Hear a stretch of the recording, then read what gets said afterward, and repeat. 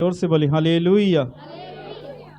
हम आज एक खास विषय बाइबल में से देखेंगे। जब मुसीबत जब आती है तो परमेश्वर हमें परखता है। हालेलुया। जब मुसीबत आती है तो परमेश्वर हमें परखता है। और किस रीति से परखता है, और मुसीबत आने के द्वारा आपके अंदर क्या है वो बाहर आ जाता है। हम इस बात को देखेंगे आज। हमारा विषय है मुसीबत के समय परमेश्वर हमें परखता है। व्यवस्था विवरण अध्याय 8 उसका 1 से 10 तक पढ़ना। जो जो आज्ञा मैं आज तुझे सुनाता हूँ उन सबों पर चलने की चौकसी करना, इसलिए कि तू जीवित रहो और बढ़ते रहो, और जिस देश के विषय में यहोवा ने तुम्हारे पूर्वजों से शपथ खाई है उसमें जाकर उसके अधिकारी हो जाओ। और स्मरण रख कि तेरा परमेश्वर यहोवा उन 40 वर्षों में तुझे सारे जंगल के मार्ग में से इसलिए ले आया है कि वो तुझे नम्र बनाए और तेरी परीक्षा करके यह जान ले कि तेरे मन में क्या क्या है, और कि तू उसकी आज्ञाओं का पालन करेगा या नहीं। बस जी, यहाँ पे हम देखते हैं इज़राइल के बारे में। ये इज़राइल वो है जो हम देखते हैं जो 400 साल मिस्र में गुलाम थे। कितने साल? 400 साल गुलाम थे, और निकलते निकलते उनको 430 साल लग गए। और परमेश्वर का वचन कहता, जब परमेश्वर ने वायदा किया उनके साथ, मैं तुम्हें कनान देश में लेके जाऊंगा। और जब परमेश्वर उनको लेके जा रहे थे मिस्र में से निकालकर कनान देश में, उस समय की ये बात है। तो परमेश्वर ने अपने दास मूसा के द्वारा उनको कुछ आज्ञाएं दी। क्या दी? आज्ञा दी कि किस प्रकार तुमने कनान देश में रहना है, कैसा जीवन होना चाहिए, कैसे आपका व्यवहार होना चाहिए, कैसा आप कामकाज होना चाहिए। ये सारी बातें परमेश्वर मूसा के द्वारा इजराइलियों से बात करता है। तो कनान देश में पहुंचने के लिए उनको 40 साल लगे। कितने साल? 40 साल। और 40 साल जो लग गए, परमेश्वर ने इसलिए लगाए ताकि परमेश्वर जाने उनके मन में क्या है। यहां पे लिखा है, लेकिन 40 वर्षों में तुझे सारे जंगल के मार्ग में इसलिए ले आया कि वह तुझे नरम बनाए। क्या बनाए? क्यों परमेश्वर इजराइल को जंगल में लेके आया? 40 साल तक वो जंगल में घूमते रहे। कितने साल तक बोले? 40 साल तक। ये जो सफर था 40 दिन का था। कितने दिन का था? 40 दिन का सफर था, पर 40 साल लग गए। क्यों? परमेश्वर उनको जंगल में लेके आया। प्रभु का वचन में लिखा नरम बनाए। पहली बात क्या बनाए? नरम बनाए। और दूसरा लिखा है, और तेरी परीक्षा करके ये जान ले कि तेरे मन में क्या है, और क्या तू उसकी आज्ञाओं का पालन करेगा या नहीं। उसके बाद तेरे मन के अंदर क्या है। इन 40 सालों में परमेश्वर ने क्या किया? उनकी परीक्षा ली। कई बार भूखा रखा, कई बार पानी नहीं मिला, कई बार शत्रु उनके पीछे पड़ गए। तो कहने का मतलब यह है, जब शत्रु पड़े या उनको भूख लगी तो मन के अंदर क्या ना, वो बाहर आ गया। मेरी बात समझ रहे? इजराइलियों का मन के अंदर। ये वही इजराइली हैं जिन्होंने 10 विपत्तियां मिस्र में देखी, और परमेश्वर ने इजराइलियों को उन सारी विपत्तियों से बचाया। पर क्या होता है, जब जंगल में 40 साल घूमते रहे, तब इनके अंदर की जो बातें थी बाहर आ गई। मेरी बात समझ रहे? कई बार विश्वासी बोलता, पाशी मैं बड़ा विश्वास में हूं, मैं बड़ी प्रार्थना करता हूं, मैं बाइबल भी पढ़ता हूं, मैं प्रभु से बड़ा प्रेम करता हूं। पर उसका विश्वास, उसका जीवन कब प्रकट होता है? जब मुसीबत आती है, जब समस्या आती है। इजराइलियों को एक बार भोजन नहीं मिला और बुड़बुड़ाना शुरू कर दिया। यहोवा परमेश्वर हमें बियाबान में, जंगल में इसलिए ले आया ताकि हम भूखे मर जाएं। बुड़बुड़ाना शुरू कर दिया। जो उनके अंदर था वो बाहर आ गया। एक बार उनको पानी नहीं मिला, प्यास लग गई बहुत ज्यादा, तो बुड़बुड़ाने लग गए, हमें पानी नहीं मिल रहा। मैं बोलना चाहता हूं, आप अपने आप को जांचिए। अगर आप कहते हैं मैं एक अच्छा विश्वासी हूं, मुसीबत के समय आप देखें आपके अंदर से क्या निकल रहा है। फिर कहीं आप बुड़बुड़ा तो नहीं रहे हैं। जब मुसीबत आती है, परमेश्वर हमारे मन को जांचता है, हमारे मन के अंदर क्या है। पहली बात, समस्या के समय हमारे अंदर क्या है वो बाहर आ जाता है। अगर आपका दृढ़ विश्वास है, खुदा पे आप भरोसा रखने वाले हैं, तो मैं बोलना चाहता हूं आपके अंदर से क्या निकलेगा? विश्वास निकलेगा, खुदा के प्रति प्रेम निकलेगा। यदि आप विश्वास में अविश्वासी हैं, डामाडोल हैं, अभी भी आपको लगता है यीशु मसीह परमेश्वर है या नहीं है, तो मैं बोलना चाहता हूं आप बुड़बुड़ाएंगे। आप कहेंगे इज़राइलियों की तरह, मैं यीशु मसीह के पास आकर मुझे कुछ नहीं मिला, मेरी समस्या का हल नहीं हो रहा, मेरा ये ठीक नहीं हो रहा, मेरा वो ठीक नहीं हो रहा। आप भी इज़राइलियों की तरह बोलेंगे। पर मैं बोलना चाहता हूं आप अपने आप को जांचें, खुदा पे विश्वास करें, बुड़बुड़ाना छोड़ दें, क्योंकि परमेश्वर इसलिए समस्या को आपके जीवन में कई बार लाता है ताकि परमेश्वर जांचे आपके मन के अंदर क्या है। इसलिए देखिए आपके मन के अंदर क्या है। हम निकालें इब्रानियों की पत्री अध्याय 12 उसका 5 और 6 पढ़ना है।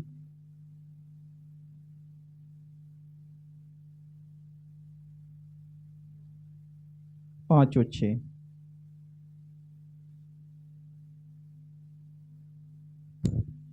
और तुम उस उपदेश को जो तुमको पुत्रों के समान दिया जाता है भूल गए हो।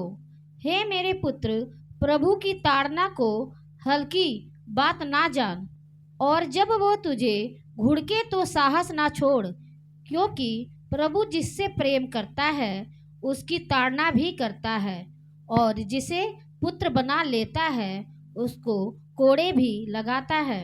हाँ, यहाँ पे प्रभु का दास संत पौलुस क्या बोलता है, थोड़ा ध्यान से सुने। लिखा है, तुम उस उपदेश को जो तुमको पुत्र के समान दिया जाता है भूल गए हो। कई बार विश्वासी ना चलते चलते वचन भूल जाता है। क्या होता है? वचन भूल जाता है, प्रभु का वचन क्या कहता है, फिर उसे कई बार समझाना पड़ता है। संत पौलुस कहता है, जो तुम्हें उपदेश, जो वचन तुम्हें मिला था तुम भूल गए हो। हे मेरे पुत्र, प्रभु की ताड़ना को हल्की बात ना जान।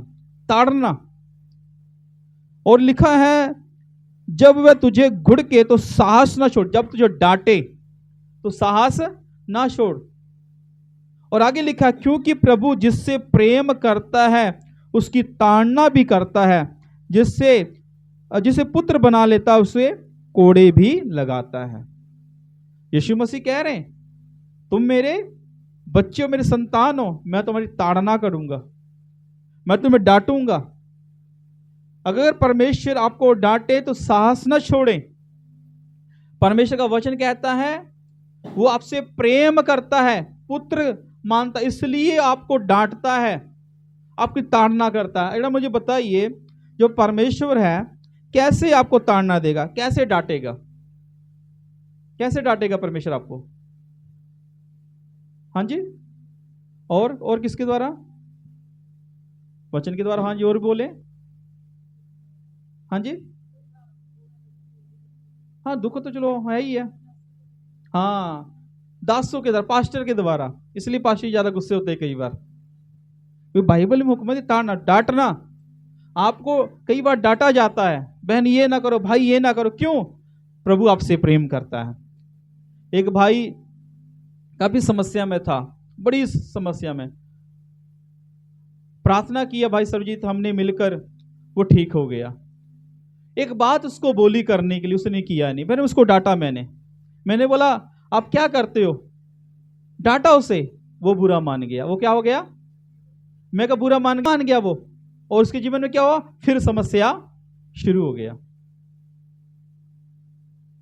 तो मैं बोलना चाहता हूं, कई बार प्रभु के दास आपको डांटेंगे, आपके किसके लिए? फायदे के लिए। क्यों? बाइबल लिखा है, प्रभु जिसको पुत्र बना लेता उसको कोड़े भी लगाता है। लिखा कोड़े। देखिए कोड़े, कोड़े का मतलब ज्यादा दुख होगा, तकलीफ होगी। लिखा जिसे पुत्र बना लेता है। आपके भी बच्चे हैं, कई बार आपके बच्चे जब गलती करते हैं आप डांटते हैं ना, उसको मारते हैं। क्या आप इसलिए मारते हैं कि आप उसके दुश्मन हैं? नहीं, आप दुश्मन नहीं है। आप उसके भले के बारे में सोचते हैं। उनको मालूम है आपको भविष्य में यदि ये आदत, ये बातें नहीं छोड़ेंगे, इनकी क्या होगा? हानि हो जाएगी, इसलिए आप डांटते हैं। और कई बार जो बच्चा वो सोचता है ये हमारे दुश्मन, इसलिए हमें डांटते हैं। ऐसा नहीं है। अगर एक पिता अपने बच्चों को डांटता है, इसलिए डांटता है ताकि उसका भला हो। इसलिए यदि एक पास्टर आपको डांटता है, इसका मतलब यह है आपके भले के लिए। जो लोग डांट को सह लेते हैं, प्रभु वचन में लिखा, वो आशीष को प्राप्त करते हैं। हालेलुया। लिखा 7 आदमी, तुम दुख को ताड़ना समझकर सह लो, परमेश्वर तुम्हें पुत्र जानकर तुम्हारे साथ वर्ताव करता है। वह कौन सा पुत्र है जिसकी ताड़ना पिता ना करता हो? कोई है ऐसा कोई पुत्र जिसकी कोई ताड़ना ना करे, जिसका कोई पिता उसको अपने बच्चों को समझाए ना? संसार में हर एक माँ बाप अपने बच्चों को समझाता है। आगे यहां पे लिखा है, हम पढ़ेंगे, आगे पढ़े। यदि वह ताड़ना जिसके भागी सब होते हैं तुम्हारी नहीं हुई, तो तुम पुत्र नहीं पर व्यभिचार की संतान ठहरे। हाँ, यहां पे लिखा, यदि तुम्हारी ताड़ना नहीं हुई तो परमेश्वर के पुत्र नहीं हो। फिर इसलिए जिस विश्वासी को ताड़ना नहीं होती, अगर उनको डांटा नहीं जाता, मैं बोलना चाहता हूं, फिर तो पास्टर को उससे लाभ है। पास्टर क्या है? उसको फिर आपसे लाभ है। मेरी बात समझ रहे? इसलिए आपकी ताड़ना इसलिए होती ताकि आप सुधरें और प्रभु के राज में फल लेके आए। यदि मुझे आपसे लाभ लेना हो तो मैं आपको कभी कुछ ना बोलूं, कभी आपको डांटा ना। बस ये कोई बात नहीं, आप अपनी ऑफरिंग लेते आओ, अपनी भेंट लेके आओ, कोई बात नहीं, चर्च में आया करो। ऐसे बहुत से लोग हैं जो सोचते पास्टर हमें डांटे ना, पास्टर हमें कुछ कहे ना। वो विश्वासी कभी आशीष नहीं पाते। हाँ, जिनको डांटा जाता है, प्रभु वचन में लिखा, वो परमेश्वर के पुत्र हो जाते हैं। इसलिए यदि आपको डांटा जाएगा तो आपने बुरा मत मानिए, खुदा आपसे प्रेम करता है ताकि भविष्य में एक बड़ी बरकत आपको मिले। हमारे पीछे भाई सनी है, कई बार इनको मैं बोलता हूं, डांटता हूं बहुत ज्यादा, कई बार कुछ बातों से रोकता हूं, ये बुरा नहीं मानते। प्रभु को धन्यवाद है, कम से कम 7 या 8 साल इनको हो गया मेरे साथ यहाँ पे प्रभु के हजूरी में आते हुए। अच्छे के विश्वासी हैं। इन्होंने हर बात को आनंद के साथ सुना मेरी। कई बार इनको डांटा, कई बार मैंने बोला गुस्से में, कभी इन्होंने बुरा नहीं माना। फायदा क्या हुआ इनका? ये अच्छे के विश्वासी बन गए। हालेलुया। जो विश्वासी अपने पास्टर की बातों का बुरा मान जाता है, मैं बोलना चाहता हूं, वो विश्वासी आत्मा में कभी नहीं बढ़ पाएगा और शून्य रहेगा हमेशा। इसलिए आप कभी भी प्रभु के दासों की बातों का बुरा मत माने। हाँ, आगे पढ़े। फिर जबकि हमारे शारीरिक पिता भी हमारी ताड़ना किया करते थे और हमने उनका आदर किया, तो क्या आत्माओं के पिता के और भी अधीन ना रहें, जिससे हम जीवित रहें? हाँ, देखिए, जब आप अपने संसारिक माता पिता का आदर करते हैं, जब वो ताड़ना देते हैं, इसी प्रकार प्रभु का वचन कहता, हमें परमेश्वर के और भी अधीन रहने की जरूरत है। अधीन का मतलब प्रभु का वचन के अनुसार अपना जीवन व्यतीत करें। आगे, वे तो अपनी अपनी समझ के अनुसार थोड़े दिनों के लिए ताड़ना करते थे, पर वह तो हमारे लाभ के लिए करता है कि हम भी उसकी पवित्रता के भागी हो जाएं। हालेलुया। हालेलुया। यहाँ पे लिखा है, वो तो थोड़े दिनों के लिए हमारी ताड़ना करते हैं, पर यदि हम ताड़ना सह लेते हैं, लिखा है, वो हमारे लाभ के लिए हो जाता। हालेलुया। जो ताड़ना है या डांट है, प्रभु वचन में लिखा वो आपके लाभ के लिए फिर है। क्या है आपके लिए? लाभ के लिए। सब जो बच्चे स्कूल में जाने वाले, कई बार आप जब गलती करते हैं तो टीचर आपको डांटते हैं, सजा भी देते होंगे। हमारे समय में कहते थे मुर्गा बन जाओ, आपके समय में बनते कि नहीं बनते पता नहीं, हमारे समय में बना देते टीचर। ऐसा था, हाथ खड़े कर लो, कुर्सी पे खड़े हो जाओ, ऐसा बोल देते थे। तो हमें बड़ा बुरा लगता था कि मैडम क्यों ऐसा बोल रही, पर आगे चल के हमें समझ आया नहीं नहीं, हमारी जो टीचर है अच्छा है। इसलिए कई बार आपने देखा होगा आपके जो टीचर आपको डांटते हैं, पर प्रभु के वचन में लिखा वो आपके लाभ के लिए है। क्या है? आपके लाभ के लिए। इसलिए आप अपने शिक्षक की डांट को सह लेते हैं, भविष्य में आप बड़ा लाभ उठाएंगे। हालेलुया। और आगे क्या लिखा है 11 आयत? वर्तमान में हर प्रकार की ताड़ना आनंद की नहीं पर शोक ही की बात दिखाई पड़ती है, तो भी जो उसको सहते सहते पक्के हो गए हैं, बाद में उन्हें चैन के साथ धर्म का प्रतिफल मिलता है। हालेलुया। लिखा है हर प्रकार की ताड़ना आनंद की नहीं पर शोक की बात दिखाई पड़ती है। ताड़ना जो क्या होती है? शोक की, निराशा, उदासी, समस्या आ जाती, कई बार परेशानी आ जाती, दुख आ जाता, बंदा निराश, शोक में निराश, वो सारे चमत्कार, वो सारे परमेश्वर के वायदे भूल जाता है, बड़ा निराश, बड़ी टेंशन में। पास्टर जी क्या होगा हमारा, पास्टर जी कैसे होगा, अरे छोड़ दीजिए, क्या होगा छोड़ दीजिए, पीछे परमेश्वर ने ब्लेस किया, आगे भी अच्छा करेगा। यही इजराइलियों का जीवन था। मिस्र की गुलामी से परमेश्वर उसे निकाल ले आया, और जंगल में क्या कहते हैं? ओ यहोवा हमें खाने के लिए नहीं दे रहा, हमें यहाँ पे भूखा मरना पड़ेगा। अरे उनको यही नहीं पता, जब परमेश्वर मिस्र में से आपको बचा के लेके आया तो यहाँ भी आपको भूखा नहीं रहने देगा। हालेलुया। पीछे आपकी समस्याओं का खुदा ने हल किया, आने वाले समय में परमेश्वर का खुदा आपका हल करेगा, आपको बचाएगा खुदा। पर वो जांच रहा आपके अंदर क्या है। और लिखा है तो भी जो उसको सहते सहते पक्के हो गए हैं, बाद में उन्हें चैन के साथ धर्म का प्रतिफल मिलेगा। हालेलुया। प्रतिफल मतलब बरकत मिलने वाली फिर आपको।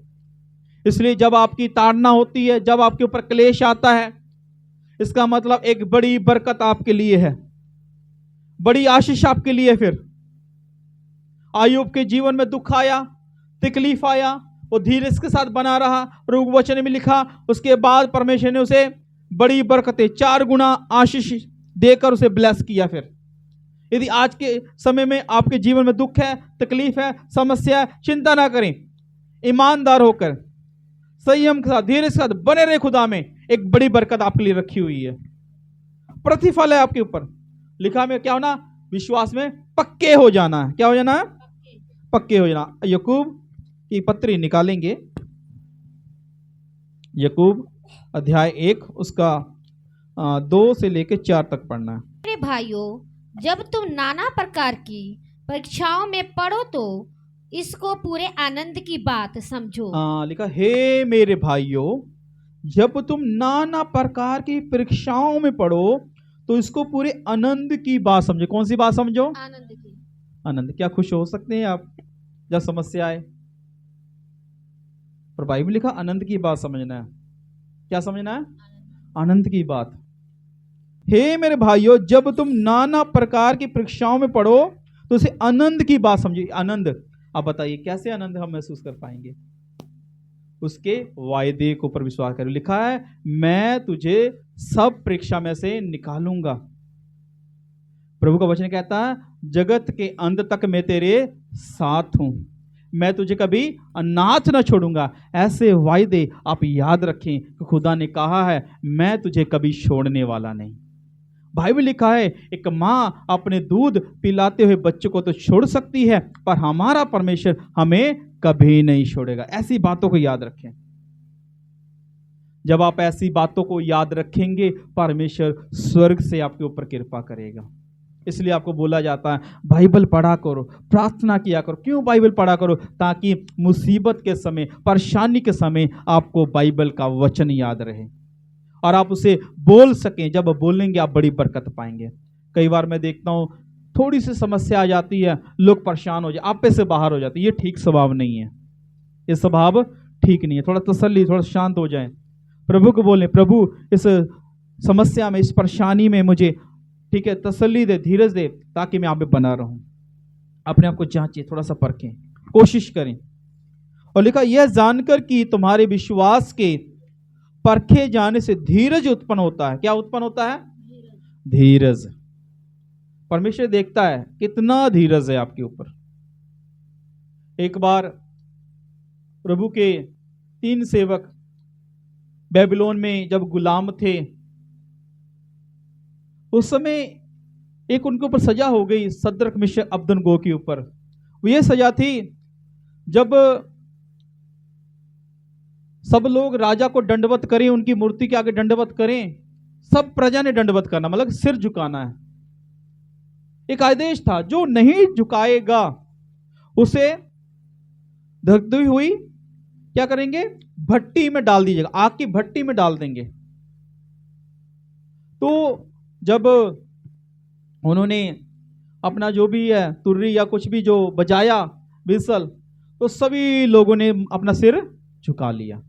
पर उस लोगों में, उस प्रजा में 3 ऐसे लोगों थे जो खड़े रहे। लोग आए, पूछा तुमने क्यों नहीं सिर झुकाया? उन्हें एक बात बोली, हम सिर्फ अपने परमेश्वर के आगे सिर झुकाते हैं। हालेलुया। और कहते तुम्हें मालूम है राजा ने क्या हुक्म दिया है? कहते हाँ, हम मौत से डरते नहीं। कहते हम मौत से नहीं डरते, हमारा सिर झुकेगा तो कहां झुकेगा? यीशु के सामने, और कहीं नहीं। मेरी बात समझ रहे? उनको बोला गया, ये जो भट्टी ना 7 गुना और ज्यादा इसको क्या कर देंगे? आग लगाएंगे, और 7 गुना और इसकी आग ऊंची हो जाएगी, और धधकने लगेगी 7 गुना। आप जरा सोचिए, पता लगे आपको कि यीशु मसीह का नाम अगर ले रहे हैं, आपको भट्टी में डाल दिया जाए तो क्या करेंगे आप? क्या करेंगे? भाग जाएंगे कि बोल देंगे मैं नहीं यीशु को मानता? क्या करेंगे आप? अगर कोई व्यक्ति बोले यीशु को छोड़ दो मानना, तो क्या करेंगे आप? बोलिए, जवाब दीजिए। हाँ, बाइबल लिखा है, मृत्यु तक, कहां तक? प्राण देने तक यदि तू विश्वास योग्य रहा तो जीवन का मुकुट तुझे स्वर्ग में मिलेगा। उन लोगों ने 3 जो से सद्रक मिशक अबदनगो ने इनकार नहीं किया खुदा का। कहता कोई बात नहीं, भट्टी में जाना जरूरी के लिए। ये सर है अमानत यीशु की, दर दर पे झुकाया नहीं जाती। जिसने मेरे लिए दी जान, उससे मुखड़ा छुपाया नहीं जाता। एक सिंगर ने गाया था। ये जो सिर है ना, यीशु की अमानत है। किसकी अमानत है? ये दर दर नहीं झुकाया जाएगा, हर किसी के आगे नहीं झुकेगा, क्योंकि यीशु मसीह ने हमारे लिए जान दी है। हम उससे कैसे चेहरा छुपा सकते हैं? नहीं छुपा सकते। इसलिए सद्रक मिशक अबदनगो ने कहा कोई बात नहीं, आप मारना मार दो, पर हम सिर झुकाने वाले नहीं। तो क्या हुआ? उनको पकड़कर, बांध कर हाथ पैर, उनको लेके गए, क्या कर दिया? उस आग में फेंक दिया। कहां फेंक दिया?